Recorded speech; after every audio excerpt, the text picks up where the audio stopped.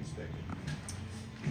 So it's a tough end to a fantastic season. I thought the team had an amazing year. Today was obviously disappointing and a tough end, but full credit to Florida State.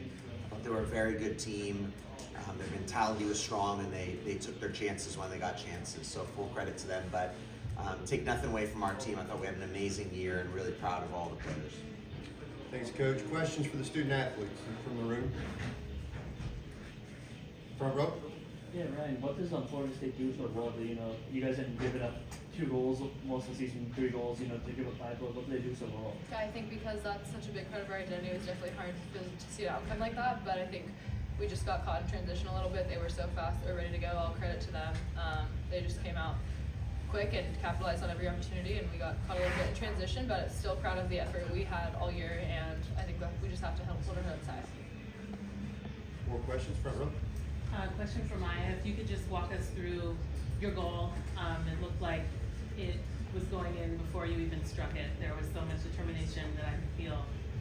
And then as a follow-up, to just sort of reflect on how different, results aside, this game felt from the last national championship that you played in. Yeah. I honestly don't remember that much. A lot of goals before, but yeah, I think so. Someone played jazzy ball, and she took a really good touch around the defender. She saw that the cue was coming out. She played it to Dre, and I asked for it under Dre, and saw someone coming this way, so I cut to the right and found the corner. As far as the championship, my freshman year versus this year, I mean, that one was a battle to the end. We played a full 110 minutes. This one only ended in 90, and it kind of ended before those 90 minutes. But I'm so proud of this team for not giving up the whole time. I don't think it showed that we gave up, but we even though we got scored on so many times, we never gave up, and we have no shame. And yeah, I'm just proud because after they scored every goal, we were just like, it doesn't matter how this game ends, we just have to give it our all. And yeah, credit to Florida State for winning the national championship. We have a question on Zoom. Melvin, go ahead. You can unmute and ask your question. Okay, thank you very much. Ryan and Maya, what will you guys remember the most about this season? Because it was obviously, as Coach said, it was a fantastic season. What will stick with you the most? I mean, yeah, you look at our statistics, we dominated all year, so I think we were, needless to say, bummed that the result was what it was, but I think, we showed consistent results every game.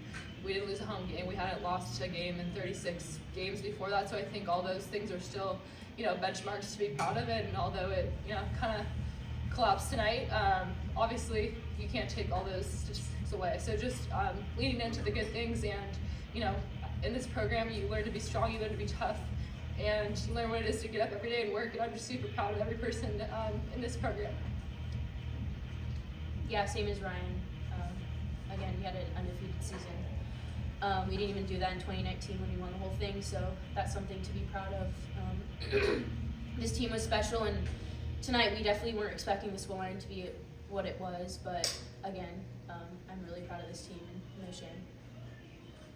Yep, I would just add my favorite quote from Eleanor Roosevelt, which is, "No one can make you feel inferior without your consent." So while we're going to have to take this chin, while this is going to stay with us for a while, I know personally I'm a goalkeeper, obviously my goals keep shutout, so 5 goals is not something I'm happy about. It's not something my coach or my teammates are happy about, but I think it's a great thing. We'll come out hungry next year. I know that, those girls in there are fighters, and we're going to make a statement from game 1 next August, so yeah. Maya, what are your plans for next year? Yeah, as of right now, I think I'm gonna enter the NWSL draft. That's all I know for right now. But yeah. Any other questions from the room? Any on Zoom? Not seeing any. Congratulations on a fantastic season. Thank you, guys. Welcome to go. Thank you. Thanks, Paul. All right, questions for Coach. Right here. Paul, what is it about FSU that makes them so difficult to defend? What is it that they do so well offensively, where they're able to score 5 goals against a team of your caliber and defense of your caliber? Yeah, I think they have a front 5 with great individual flair.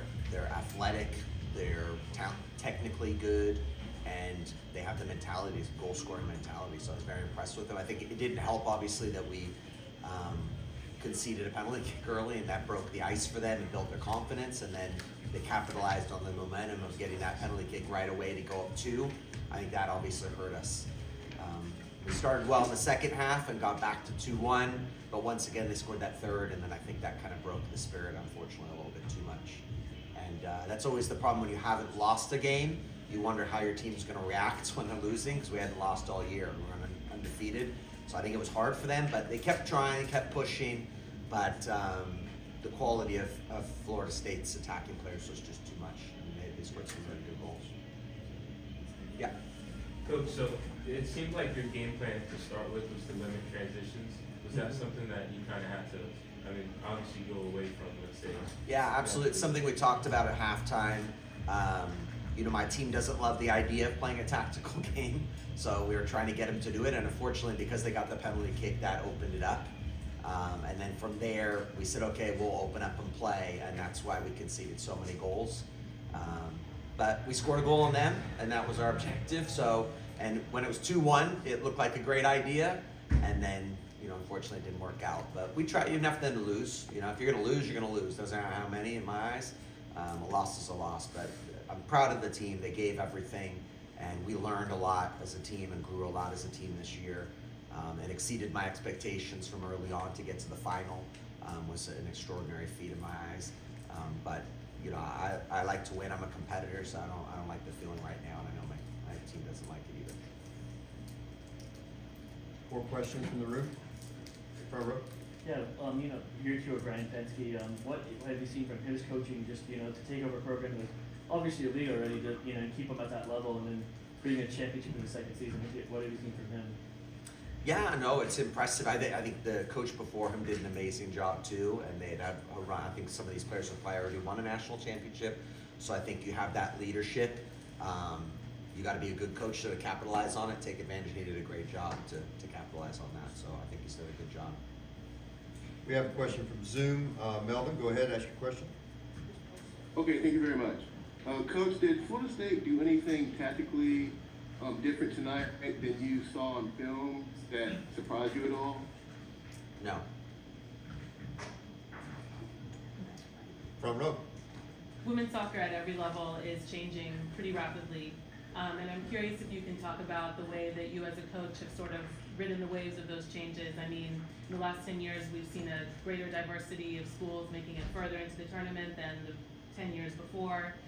There are more viable options now to continue players' careers professionally than there were before. So I'm curious how you've sort of adjusted to those changes when it comes to building a team, building culture, keeping a sustainable and competitive program.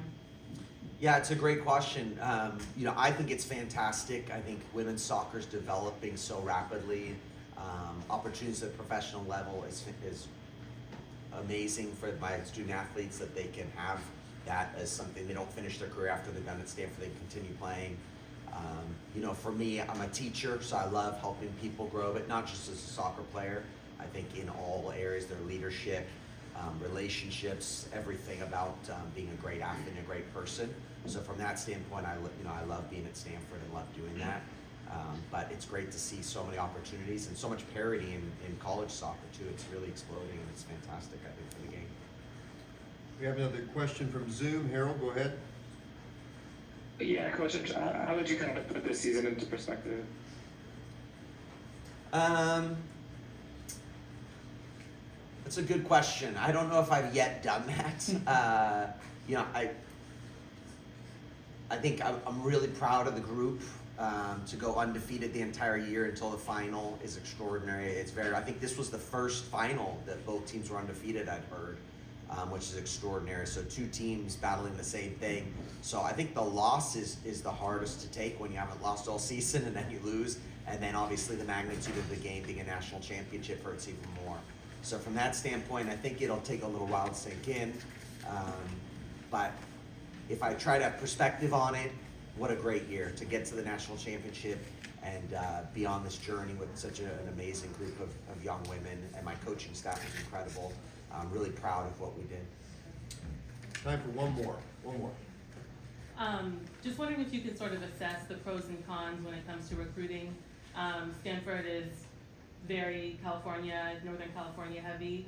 FSU had 7 international players on this roster, so wondering if you could sort of talk about the pros and cons of that and whether that may have contributed to each of your runs this season. No, I mean, for me, I'm recruiting nationally, if not internationally, trying to attract the best student athletes, that they have the academics necessary to come to Stanford, and then the athletics that they can get us to this stage, get us to this final game. So for me, I want a diverse team and I want players from all over, but I just want the top student athletes that want to be in college and want to learn and grow.